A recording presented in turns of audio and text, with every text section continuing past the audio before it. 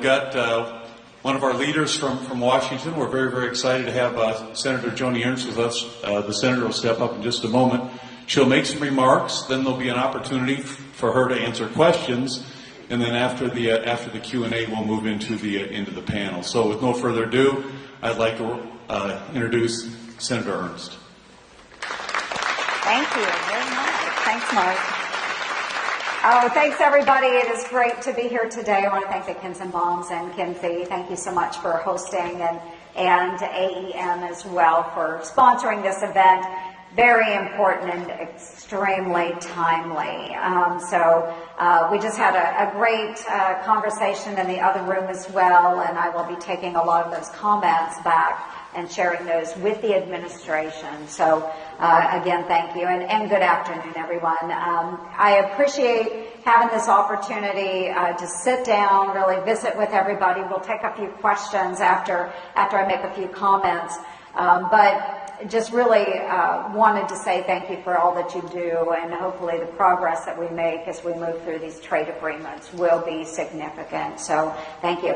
As I do travel around Iowa on my 99 county tour, which I'm currently engaged in, I'll be traveling around the counties this week. One of the top concerns that I do hear coming from Iowans is trade. And I guarantee you, every single town hall I have, there is always a question about trade, and specifically tariffs.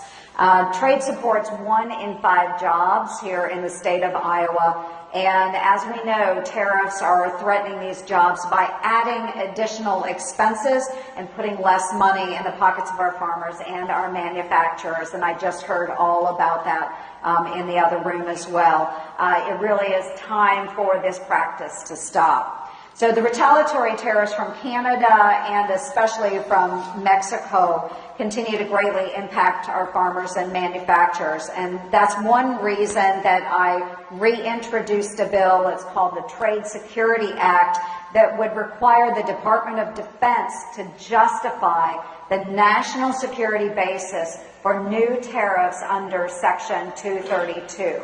So, meaning the president would not be the one determining what that national security threat is. It would go to the Department of Defense and would reside there with the Secretary of Defense. Because who better to determine what is actually a national security threat than the Department of Defense?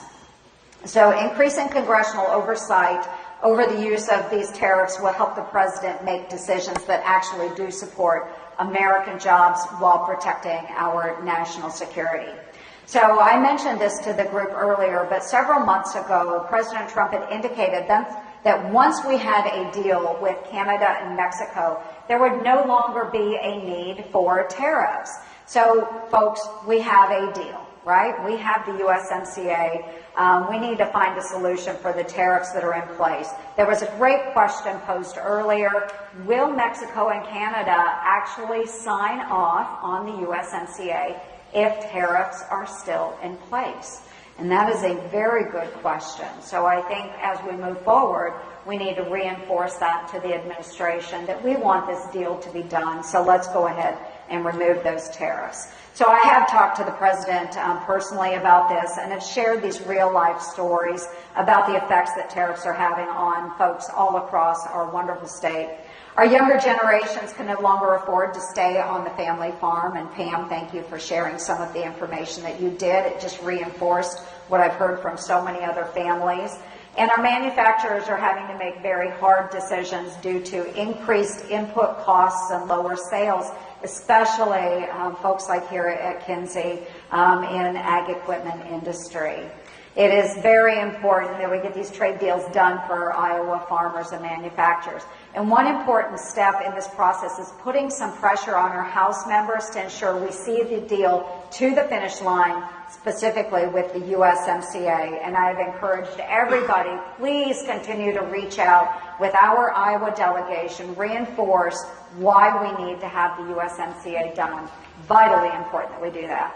I also look forward to seeing the results of our negotiations with China. They continue to be ongoing, and I've spoken with our U.S. Trade Representative, Bob Lighthizer, about this.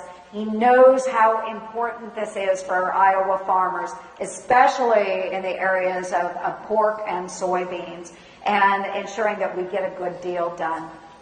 The president is absolutely correct in holding China accountable, and Iowans do support this endeavor. The Chinese have been horrible to our manufacturers, to our farmers, and to our ranchers. But we need to open the market back up to trade, especially for our agricultural goods. The one-off soybean and pork purchases that we see, certainly it helps us in the short term, but it's not enough, and we need to see progress. And some of that is really dependent upon eliminating the retaliatory tariffs. So folks, just want to, in closing, reassure you that I will continue to push the Trump administration to find solutions that will open up these key markets and eliminate our tariffs.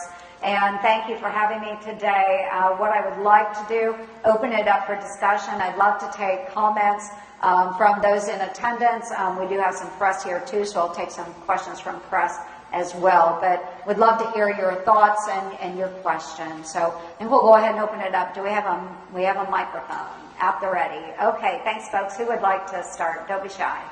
This is not a shy group. I know that. Come on.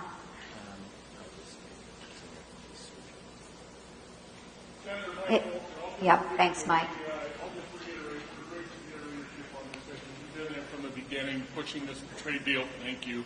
And we don't take it for granted. Iowa manufacturers and Iowa businesses in general really appreciate your leadership. You know, it means thousands of jobs for Iowa. So thank you very much. Absolutely. Thanks, Mike. And I'll just reiterate, 1 in 5 jobs in Iowa tied directly to trade. So very important that we get these deals done in short order. Thanks, Mike. I know you've been pushing, communicating with us constantly, so I do appreciate it. Thank you. Okay. Very good. Senator, thank you very much for being an Iowa Senator representing us.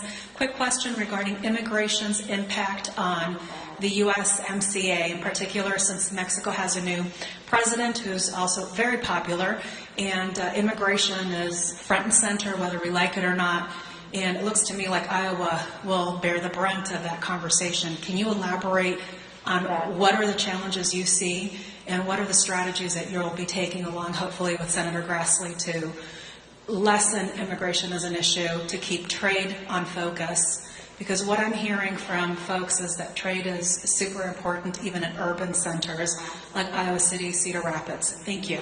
Absolutely. Great question, because they really do go hand in hand with our trade discussion and with our immigration discussion as well, especially here in Iowa, because we do rely a lot on the visa program to fill gaps in labor shortages. So very important for the ag industry, for equipment manufacturers, and so forth. So probably one of the biggest issues that we see right now, and it's probably one that will continue to be addressed in many years, but making sure that we are able to secure the border is key with this administration. Once the border is secured, or at least we're moving in the right direction there, I think then we can have very productive discussions on immigration and how we modernize immigration so that it actually works for the United States.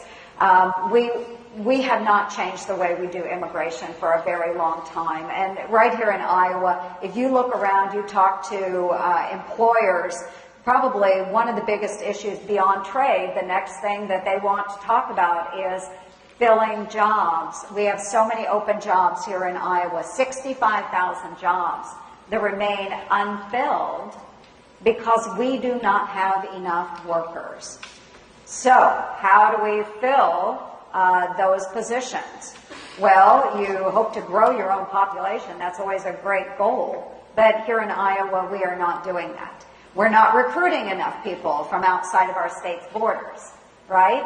So how do we fill the gaps that we have in our labor pool? That is through immigration. So whether it is those that are seeking permanent citizenship here in the United States, or those that are simply traveling here on maybe a temporary worker visa.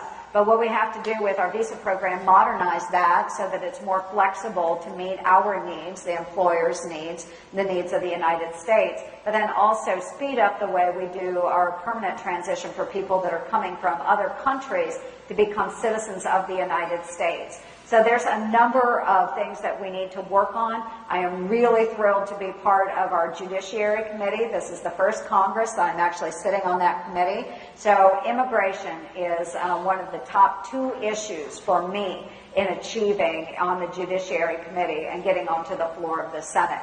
So I think that we can have very productive discussions. The President does want to see a secure border. However we happen to do that, we need to work on immigration, but then trade as well will be an important part of that because we have to have good neighbors and we have to be good trade partners. So top issues right there in one question. Thank you. Good afternoon, Senator Al Johnson from AgriPulse Communications. President Trump has talked a lot about infrastructure needs in the country, and now Speaker Pelosi has indicated that's an issue that the new House is going to push. Can you talk a little bit about the possibility of getting some infrastructure movement this year? You bet, and thank you. And this is a bipartisan issue as well. And President Trump had made this one of his platform issues when he first came into the White House. So there was a big push initially for an infrastructure bill. So we had worked quite heavily on that in the first few months of the brand new administration. And everybody was eager and enthusiastic to get it done. But where it broke down is how do we actually fund all of these infrastructure projects? That's where it started to fall apart. Now, I'm glad to see a renewed effort there, and we just need to sit down and talk about, okay, the end goal. How do we fund this type of project? How do we fund that type of project? That's where we have to come together in agreement to actually get infrastructure completed, or an infrastructure package completed. So when we talk about infrastructure too, and the piece that I would be involved in is through the EPW committee, and that involves water types of infrastructure, whether it's dams. Locks and dams has been a big push that Senator Tammy Duckworth and I have been pushing with the Corps of Engineers to modernize the way our locks and dams work on the Mississippi. Our commodities move up and down the river. So we want to make sure that we're able to address that. But there are other committees that will deal with other types of infrastructure. Our roadways, our bridges, that's typically what we think of when we think about infrastructure. But then there's also pieces we would like to see in a new infrastructure package, such as rural broadband, which is very, very important, especially to folks here in Iowa, and making sure that even our most rural citizens can compete with their urban neighbors. So that itself will go through the Commerce Committee in the United States Senate. So all of the various committees in the Senate will have bits and pieces of an overall package. I don't know that we can move a large encompassing infrastructure package all in one piece, but what we might be able to do is break it up into smaller chunks. Traditionally what we think of as infrastructure with our roads and bridges, maybe some of our waterworks could go in one package, and then focusing on rural broadband and other pieces that maybe traditionally aren't thought of as infrastructure, moving them in a separate package. What we find, especially in Congress, is the more you start trying to throw together, the more reasons people find not to support it. So if we can focus, on smaller pieces of the pie and how we fund those initiatives, I think we can see some success there. But I do think there is an appetite right now to actually move an infrastructure bill, whether it's in pieces or, like I said, possibly a larger one, but I just don't see it moving in a larger package. But there is an appetite there, and it is bipartisan.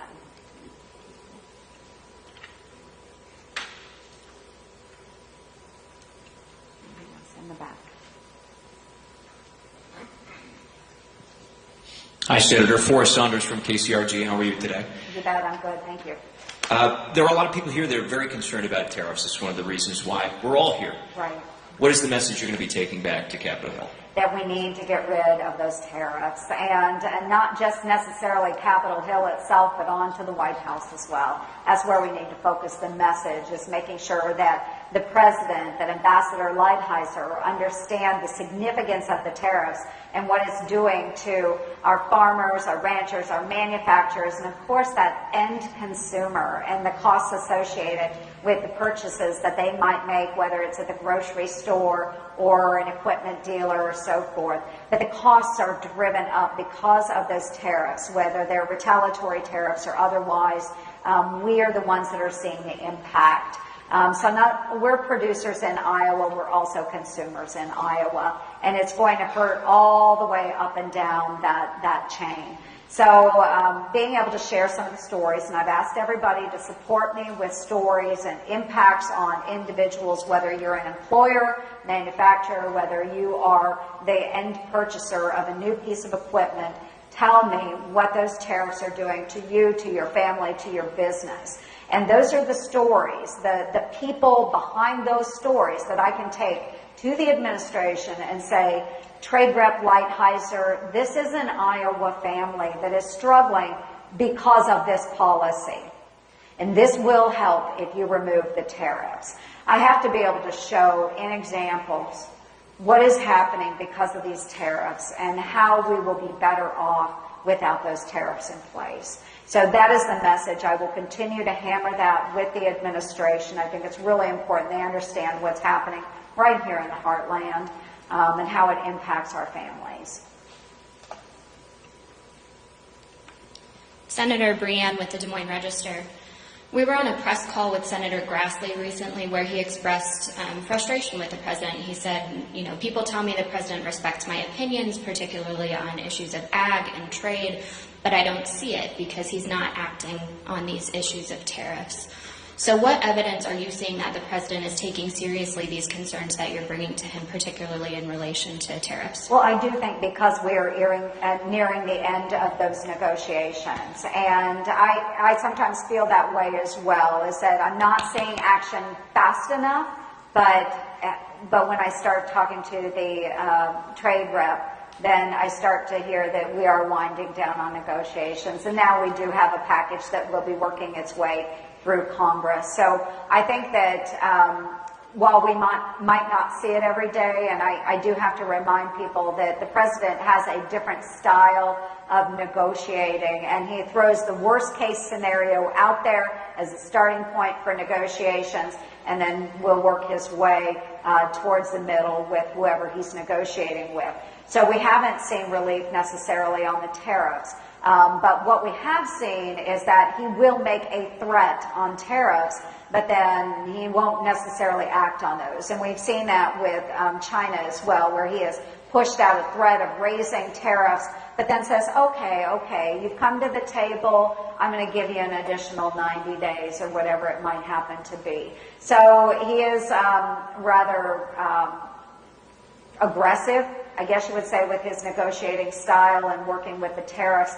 But I do see that we are coming to an end of negotiations. I do see that there probably is that light at the end of the tunnel, and hopefully within this summer or this year we will see some end results here as we pass USMCA or as we finalize the China trade agreement. So understanding that, you know, there are still tariffs in place, but we will continue to push him on that. And I think he has been able to negotiate a good deal with the USMCA. I think we'll see that done soon. Again, I need y'all to reach out to your delegation, especially in the House.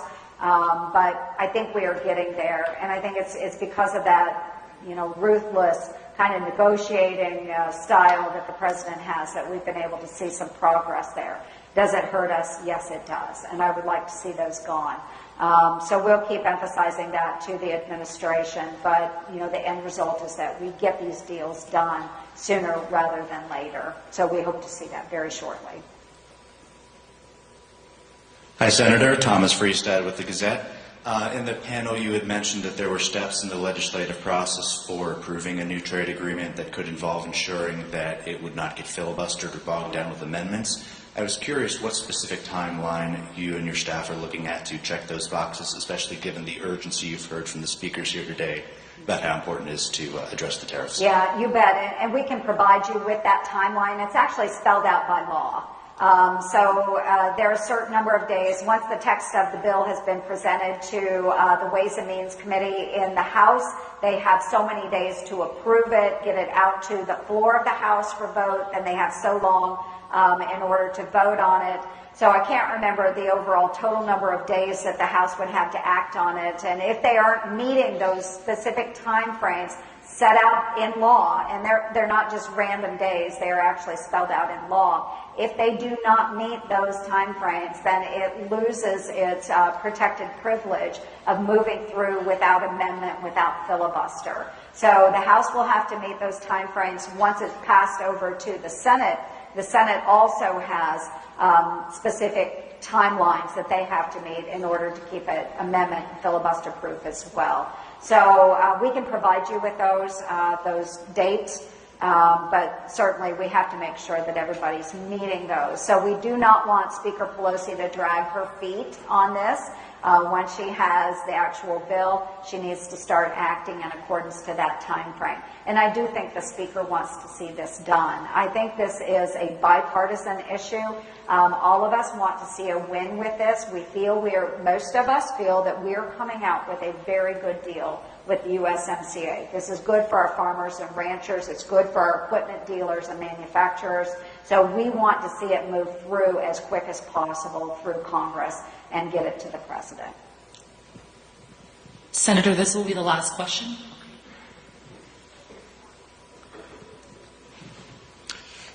Senator Robin Cash, Neighborhood Network News in Cedar Rapids. With the tariffs, there's been an increase in bankruptcies.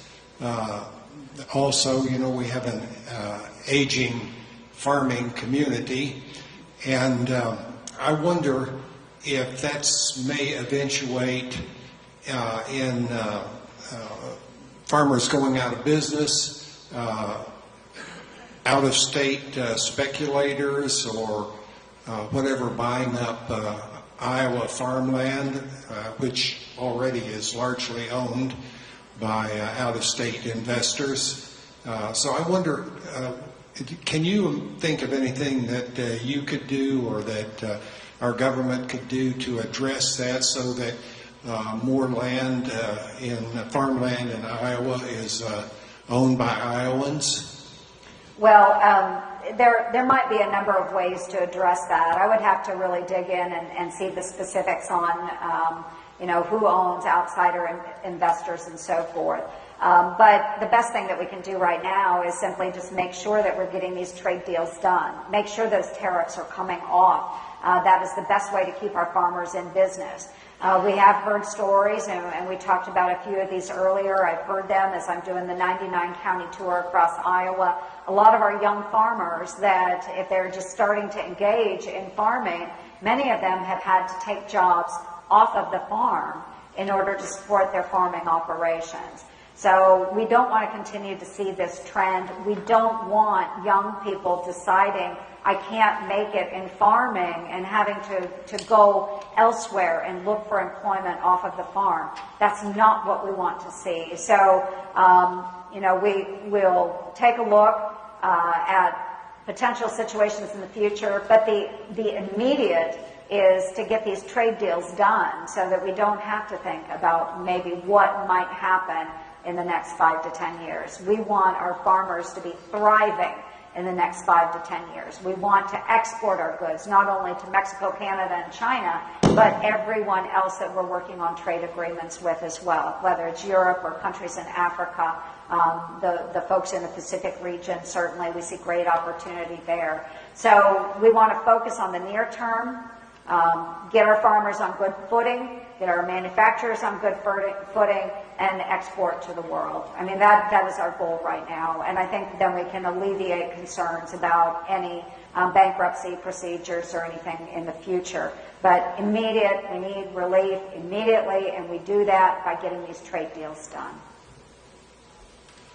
Okay, I think that was it. want to thank you all for coming out today. I know you're going to have a really great panel discussion upcoming. Just two things I would ask is make sure you're reaching out to the other members of our Iowa delegation, especially those that are in the House, again, because it will be starting in the House, the USMCA. We want to encourage them to support the USMCA. Make sure we get that over the finish line there and then pass it on to Senator Grassley and I in the Senate. We will be working with our members to make sure we get that done. So please be communicating with our delegation. The second thing is please share the stories. I think you'll hear a number of stories today from the panel. I heard some earlier, and as I'm out on the 99 county tour as well, I compile those. I take them with me anytime we get someone calling the office about a situation. We take those to heart. We take those very seriously. And we communicate those to the administration so they know directly what the tariffs are doing in Iowa, who they're impacting, and then how we can do better by removing those tariffs. So those are the two things that I would ask of you. Communicate with the delegation and share your stories with me. I certainly appreciate it. Thanks for coming out today. I appreciate your time and attention on this matter. I appreciate it. Thank you very much.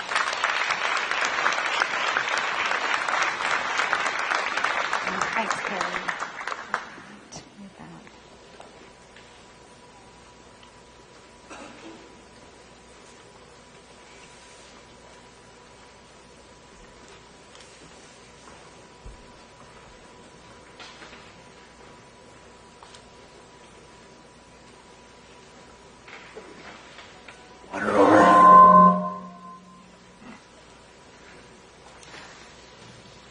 Hello, everyone. My name is Carrie Clark Phillips, and I'm here on behalf of Americans for Free Trade and the Tariffs Hurt the Heartland campaign. And thanks so much to Senator Ernst for being here. I really appreciate it. And first, I just want to talk about the effort, the Tariffs Hurt the Heartland effort.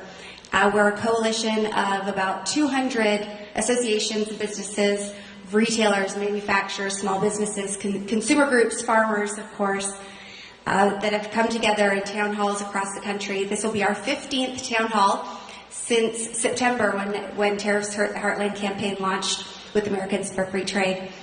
And we're really excited to be here in the Heartland to talk about tariffs hurting the Heartland. So before I hand the discussion over to our wonderful panel and Dennis Slater, I just want to share some data on how tariffs are impacting Iowa.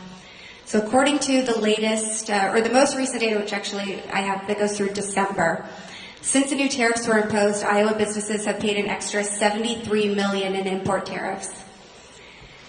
And Iowa businesses paid $19 million in tariffs that were subject to these new, subject to the new tariffs in December alone. And that's about 8 times the tariffs paid in December the year before, in 2017. And Iowa exports have faced $72 million in new retaliatory tariffs from our trading partners, including $11 million in December.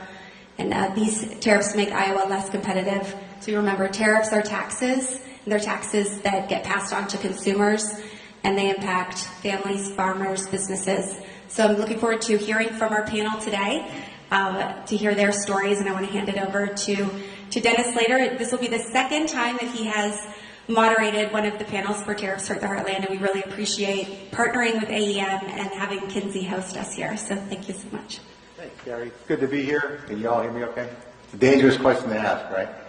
I'm glad to be here. Before I get started, Senator, thank you for your comments. We've worked with you for a long time. Thanks for your support. We know you support manufacturing. We know you support, farming and agriculture. So much appreciated for that. John, Susie, Brian, thanks for hosting us today, and all of you at Kinsey for hosting us. We do a lot of events, and I take a lot of tours out there, but I was so impressed today by what I saw in the factory. So good to be here with that. So before I introduce our panel here, and I was really worried, I'm like, I hope they're in the right order, because I'm going to really screw this up. Before I introduce them, let me talk about why AEM is here and what we're doing. So our organization is a North American international association that's North American based. We represent manufacturers of agriculture and construction equipment throughout the world. We're headquartered right here in the Midwest in Milwaukee, Wisconsin, so we're just down the street, just a few hour drive away from here. We also have offices in Washington, D.C., which is super important for what we do, also in Ottawa, Canada, and also in Beijing, China. It's our 125th year, so we're celebrating our anniversary representing this industry and the importance of manufacturing and agriculture, throughout the United States. Our membership is about 1,000 companies, including Kinsey as one of our key members with that, but 1,000 companies that manufacture agriculture and construction equipment. We represent 200 product lines. In doing that, our economic footprint is 1.3 million jobs, $159 billion annually in business. So we have to be proud of what we do as manufacturers. We're a big industry out there. One of the things AAM does for this industry, and we work really hard at it, is we're advocates for this industry, be it manufacturing, be it equipment, and be it all those workers, that 1.3 million workers with that. One of the things we do, and although this is my second time doing this, I probably visited about 50 of our members on our I Make America tour. So we go out there really and meet with the employees of the companies and talk about issues like infrastructure, trade, tariffs, and how important that is to this industry, and how important it is for us to get involved in the fact that we have to tell our elected leaders that these are big issues that affect the health of our company and affect our jobs long term. So if you haven't heard of I Make America or anything else, and I think people at Kinsey already have, if you haven't, go to imakeamerica.org and look us up for that. Now again, tariffs and trade, let's get to the issue that we're talking about today. Those 1,000 members we have, really are dependent, and all the employees of those companies are dependent on pro-business and pro-growth trade policy if we're going to be successful. We need to keep those 1.3 million people in this industry and engaged and employed, and we need to see it so the next generation says, I want to be in that industry, so the talent comes to this industry for that. I think what happens with the uncertainty created by the tariffs, you're really putting in place something that jeopardizes that success, which is a long-term impact on manufacturing and would have a long-term impact here at Kinsey and all of Iowa for that matter, which is why we're participating here today in Tariffs for the Heartland. Well, let's be clear, and Carrie talked about it, tariffs is a tax. It's a tax on the American consumer. It's a tax on all of us. China's not paying that tax. We're paying that tax. And it's really going to be clear as we talk to each of the panelists here today. It's paid for by American families, farmers, businesses, workers, and communities. Other countries don't pay that, so keep that in mind as we talk about this, and it doesn't really resonate all the time where that's paid. The tariffs so far really have led to layoffs in many of our companies. You don't hear that in the news because the economy is fairly good, but I've talked to several of our big companies, and they said, you know what, we're laying off, or you know what, we're not going to hire right now because of the fact that that uncertainty is out there. It raises prices for consumers, and we'll get into that a little bit more. It really hurts American farm exports. And of course, it's a drag on an otherwise very good economy with that. And we're starting to see those signs of that now and every day with that. Here, a year ago, I gave one of these presentations, and I'm sitting here a year later, we're still having this conversation, so that's very depressing. I don't want to be up here a year from now, because I don't know what these companies can do about that. It wouldn't be a good story. We did a study, because again, you can talk in general terms about how bad this is. But we put a study out there to see what's the impact out there for the economy. Over the next 10 years, if these tariffs stay in place, even if they have agreements, if tariffs stay in place, it will cost the U.S. economy 260,000 jobs and $290 billion in lost U.S. GDP. So a huge impact on where we're going. And that's not even counting the retaliatory tariffs that really impact states like Iowa and really the whole nation. From soybeans to corn to fruit to specialty crops, farmers are being hurt by reduced demand, lower prices, and of course the uncertainty in the global markets. And I think that hurts the industry a second time. So our manufacturers, we can have the best products in the world, but if the farmer's not buying right now, it doesn't matter. You're not going to sell those products. And I know Bishop will talk about that if you get down the way here with that. Well, our manufacturers, we know, in the end, our manufacturers support the administration and what they're doing to try to get a better trade deal. We know change is needed out there, but at the same time, we can't have tariffs for an indefinite time because it's going to destroy the economy, and really it's not a policy that really helps the American consumer or the worker with that. We just simply can't afford these kind of disruptions, and the loss of credibility worldwide, as they say, is the U.S. a good trading partner with that. So instead of doubling down on tariffs, I think it's time to look at meaningful negotiations to get deals done out there so we can go out there and do our business and compete in the global marketplace. So again, that's why I'm here today, and I'll get off my soapbox for a little bit here, and I'll leave it to everybody else here. So let me quickly say who everybody is. We're teeing this up now. This is our practice round. And then after that, Richard will take it down. We'll just go down the whole list. But who we have with us today, Richard Dix with Kinsey. Barbara Solberg, the Cedar Rapids Metro Economic Alliance. John Heisdorfer, I get that right, John? Chairman, American, I practice too, you know. He's the chairman of the American Soybean Association and a farmer himself. Jeff Quint with Cedar Ridge Winery and Distillery. And Pam Johnson, past president of the National Corn Growers Association and also a farmer. And with that, Richard, I'll turn it over to you. All right, thank you very much. And appreciate that. Appreciate the opportunity to speak to all of you and chat with you a little bit about the Kinsey perspective on this particular situation. Kinsey's role in the agricultural market is we are the final transformation step, the final manufacturer of the product before it goes out to the end user. The customer is the farmer, many of which are sitting out in front of us, and John's one of them right there. And as we see that the tariffs really have a flow-down effect, we're not, and very rarely are, the primary buyer of goods that are coming in from countries that are under the tariff, whether it's the steel tariffs that cover most of the world, or the electronics and other tariffs that cover specifically China. And so these tariffs get passed on to us, and they are taxes. We need to dispose the word tariff and really talk about taxes that get passed on from company to company, and finally to Kinsey. And Kinsey is in the unenviable position of having to accept those in many cases. Our leverage is only moderate in terms of pushing back on suppliers, and then we, in turn, are faced with a very difficult choice. Do we pass that on to our customer and make them the last people to hold the bag, or do we make difficult choices here? And in most of those cases, I know that our ownership makes difficult choices on how to protect the farmer and protect their business. And it's a trade-off, and it's a difficult trade-off that we've been put into this position by these tariff taxes.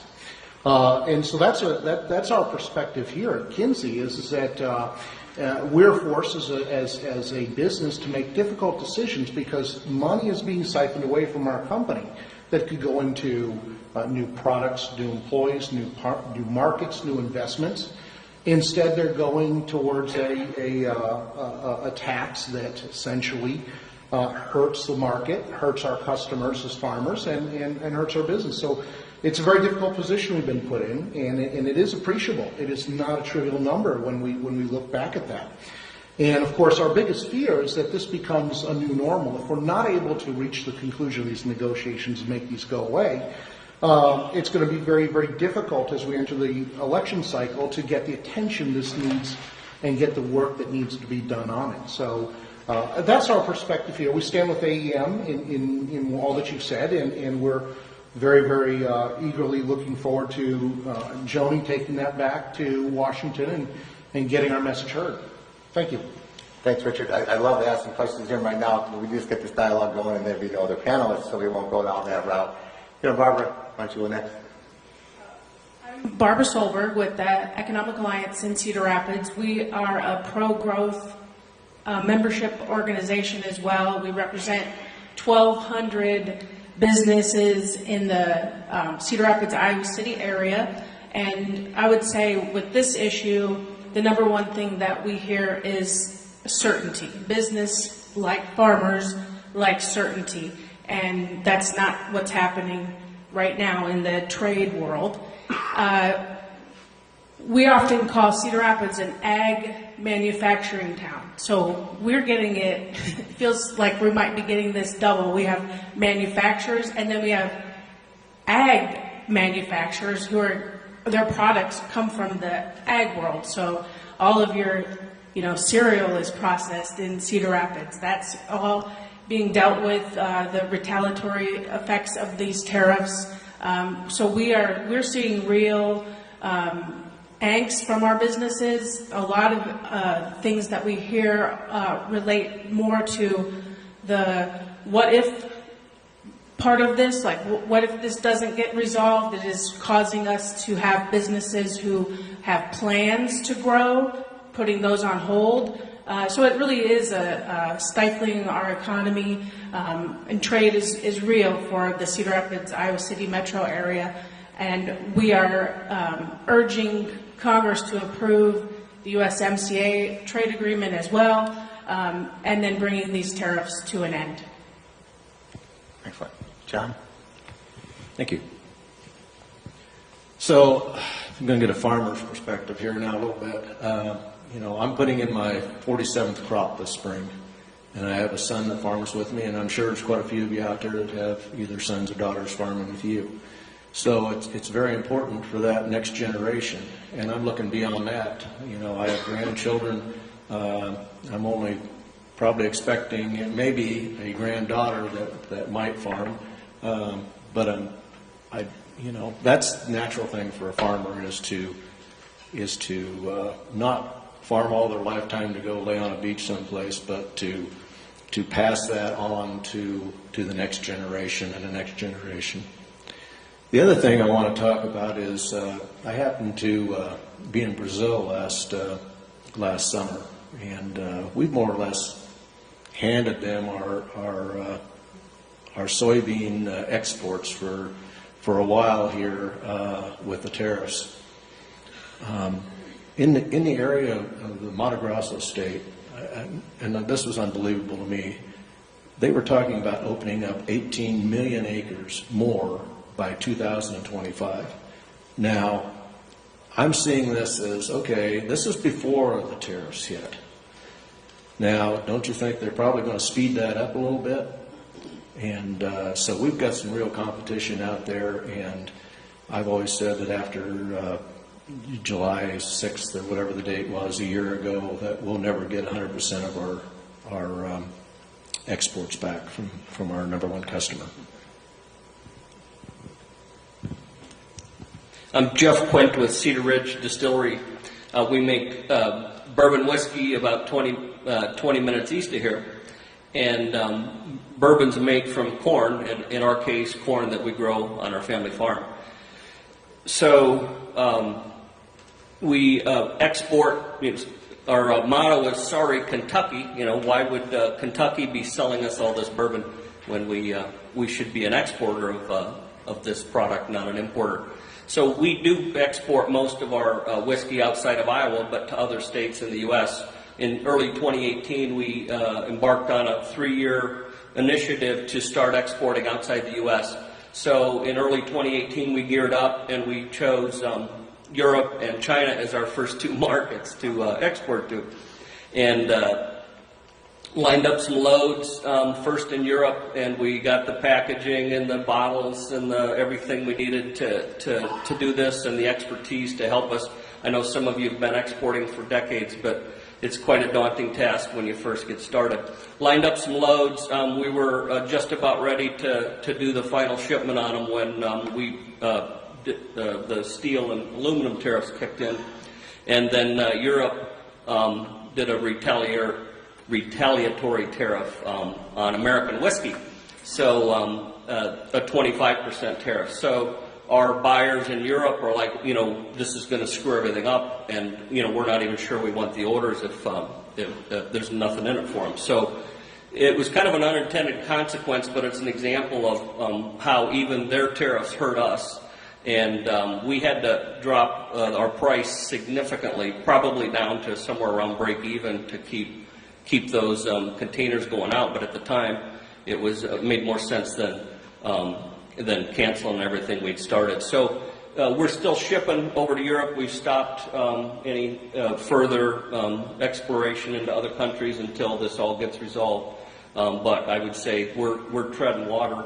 Hoping to build a new industry in the state and develop more exports, but in the meantime, treading water here until we get this resolved. Good afternoon.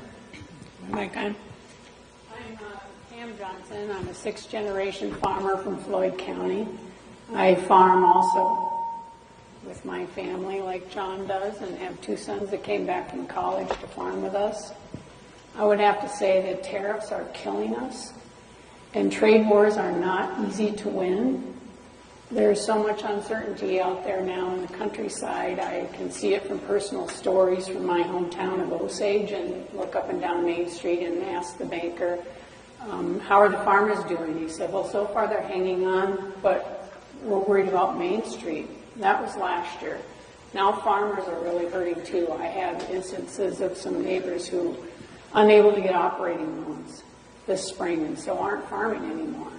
So it is changing the fabric and the makeup of Iowa.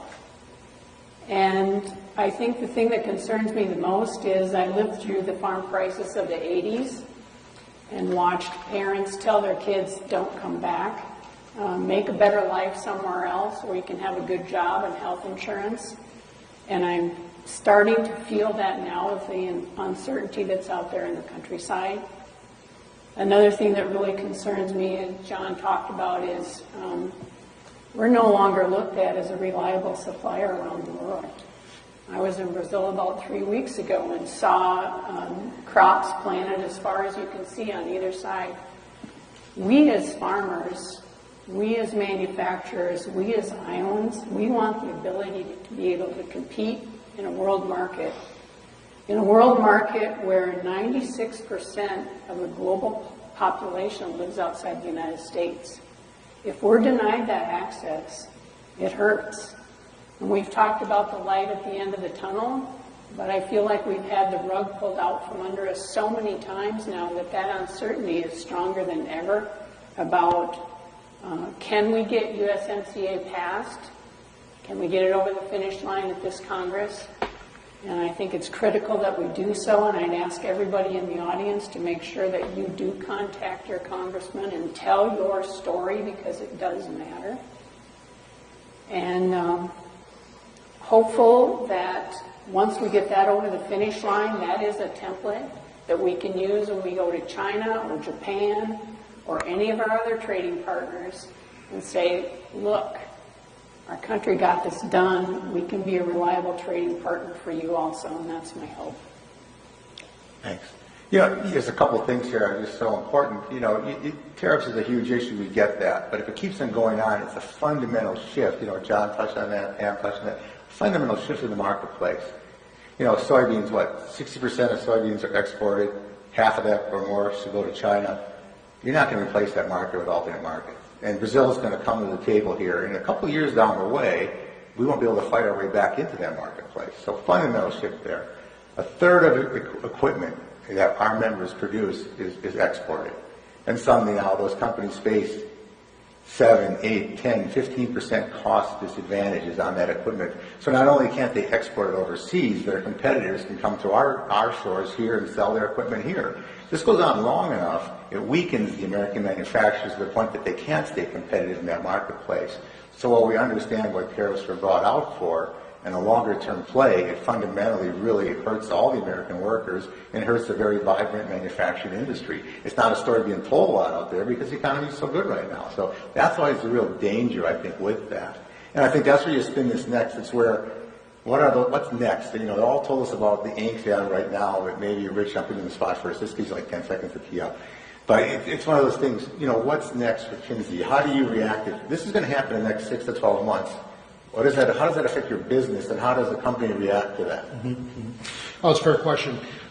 Kinsey has and continues to look for ways to make our product, of course, the quality and the innovativeness really be the primary drivers. We don't compete at the bottom end of markets.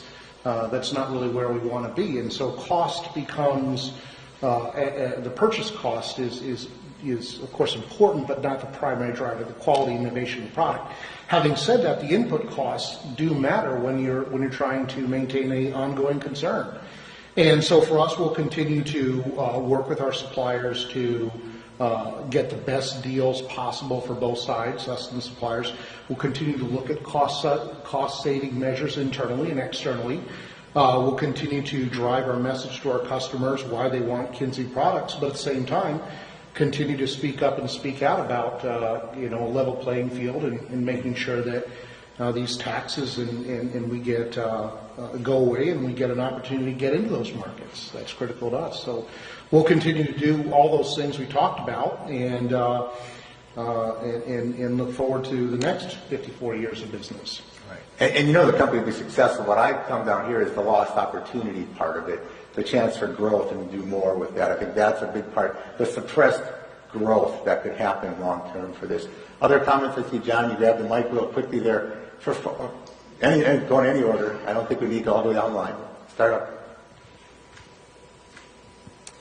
Well, I would actually, I'm going to put one of my members on the spot because I feel like the stories that we hear from people that are actually working in the field or working in businesses, manufacturing, really make a difference. So, Mark, I'm sorry to do this to you, but your story I think is compelling and it's worth being told. I'm Mark Thaney, Profil Americas.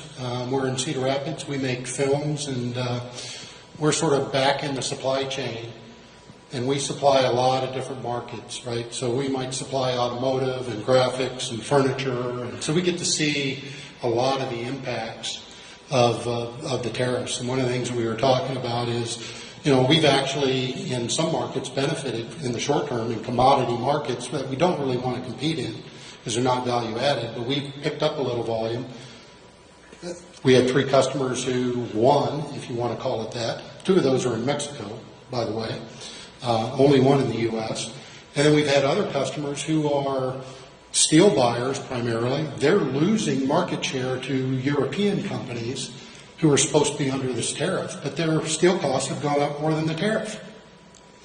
And they are now also under threat from Asian company who is not subject to steel tariffs. I won't name the country, but they could wind up with nothing here if this doesn't stop pretty quick.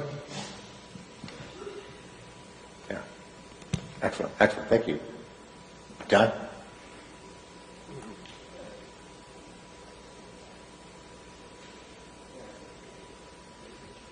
Just keep talking. I'll catch up. Yeah, it takes a minute then. Yeah, I think we all really believe these tariffs would be over with in 3-4 months, and it's not going to be too much longer. And, well, some of them have been on a year already. They just didn't affect the retaliated tariffs to soybeans till July. I guess what we really got to look forward to. Farmers will. I mean, we've tightened the belts, and I don't know that we can tighten them too much more, but within the next, I would hope that some of these get resolved. I mean, we've got tariffs out there with several different countries. And, Canada and Mexico are our 2 closest neighbors. We ought to have do a lot of business with those countries. There's no reason not to. So I'm hoping that we can get some of these trade things that we've been negotiating here for the last almost year or so under and done, taken care of, so that we can get back to what we think is a normal situation. Appreciate it, John. Jeff, you talked about exports a little bit too. I mean, you're really going to have an opportunity to have an export business now with your young company because of what's going on? Yeah, I think we're, like I said earlier on, in a holding pattern, and nobody would have guessed it'd take this long to negotiate. But I mean, especially in Europe, we're not even talking about negotiating with Europe yet until we get through North America and swing back to China. So this, who knows how much longer this is going to go on. But we're kind of farmers too, because we do have some farmland that we raise the corn on, and we're in the same boat as you guys. Pam, do you really, in this uncertainty you talked about, do you really buy equipment at this time, or do you have this? No. And I think this winter there was a report that came out of the University of Illinois at Champaign, and they talked to us. It was sent out by the extension and told farmers what crops they could plant this year where they would lose the least money. Never in my remembrance of being a farmer can I ever remember that you made planning decisions based on that rather than driven by the marketplace. Farmers want to be able to, like everybody, wants to be able to play in the marketplace and have opportunities to grow, to expand, have strategies for growth for our generation and the next generation. And we want that to happen sooner than later. Good points, good points. So let's open it up to the audience and media if you have any questions of us that we can answer. We covered a lot of ground here, so.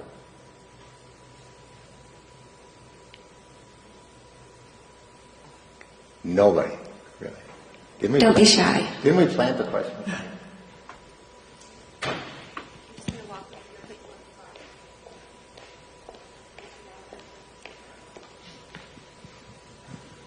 First of all, Dick Gallagher, and I farm about an hour south here at Washington. I sympathize with the manufacturers as you guys. We're a farmer. My son made a comment to me the other day. He says, you know, Dad, the day of buying a new combine, a brand new tractor may be over for us. It's all used, which is not good news for you, but it's a comment. But it goes back to the trade issues. I look at Mexico. It's the number one importer of U.S. corn. It's the number one importer of DDGs. There's a new ethanol program really starting up in Mexico that shows a lot of promise. Canada is the number 2 importer of ethanol. China used to be tremendous in corn. Now soybeans is going through what corn did. This trade issue is really affecting rural America. Appreciate it. It actually affecting all America when you get down to it. This rolls through the entire economy. I have another question to go like a lightning round to finish off, but I'll open up any other questions or comments. You know, not to be a question. You can have a comment on your thoughts on what we're talking about here. Okay.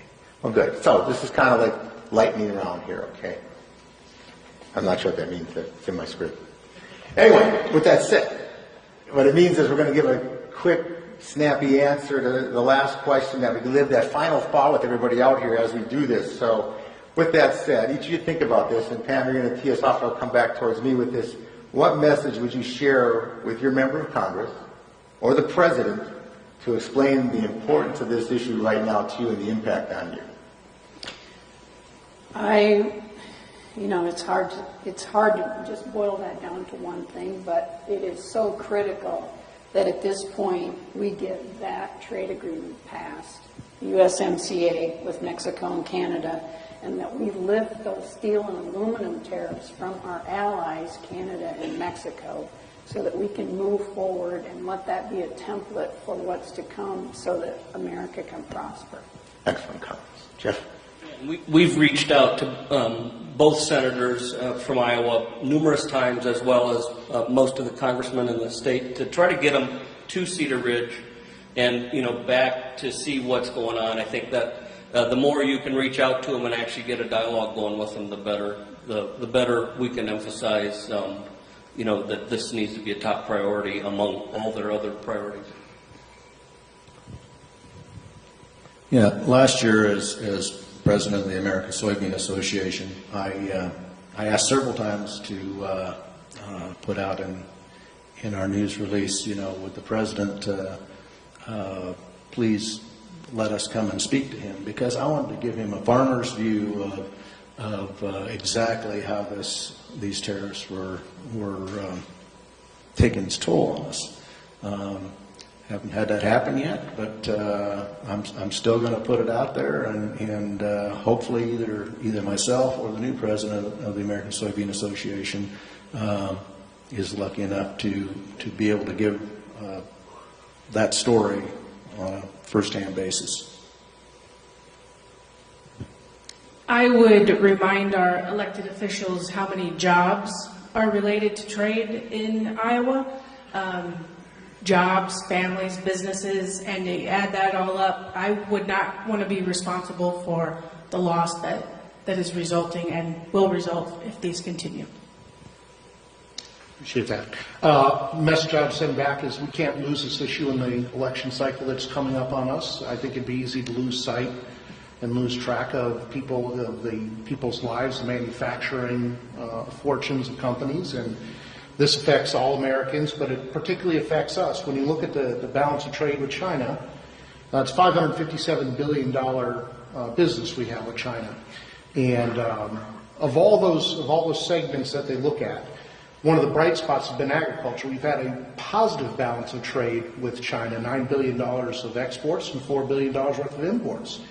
There's probably not another segment out there that, except for, I believe, airline, complete airframes, that has a positive balance of trade. This is too important. This is a bright spot, and we've managed to essentially back it into a difficult situation. We've got to get out from that and get back to a positive balance of trade with China, and that still means healthy imports and healthy exports. And right now, it's just not healthy. Oh, excellent answers. You pull it all together, and you hear there's those common themes out there.